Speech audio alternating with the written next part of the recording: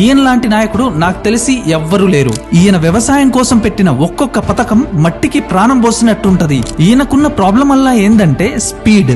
వేరే నాయకులు 20-30 సంవత్సరాల్లో కనీసం ఊహించలేని పనుల్ని కూడా ఈయన కేవలం 10 ఏళ్లలో పూర్తి చేశాడు. కృష్ణమ్మ నీళ్లని పాలమూరు గుండెదాకా తీసుకొచ్చిండు. పాలమూరంటే పేదరికం కాదు, పాలమూరంటే పచ్చని పొలాలని చూపించిండు.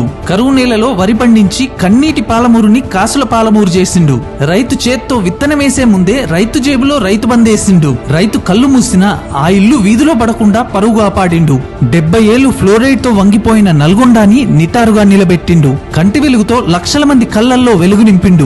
నీళ్ల కోసం బోర్లు తవ్వి అలసిపోయిన చేతులకు చెరువు నీళ్లిచ్చి వ్యవసాయం చేపించిండు. చీకట్లలో ఉన్న రాష్ట్రానికి 24 గంటల వెలుగునిచ్చిండు. వ్యవసాయమే రాదన్న రాష్ట్రాన్ని దేశానికి అన్నం పెట్టే స్థాయికి తీసుకొచ్చిండు. ఒకప్పుడు కుంభకోణాల రాజధానన్న హైదరాబాద్ ని ఐటీ ఫార్మా రంగంలో ప్రపంచ పటంలో నిలబెట్టిండు.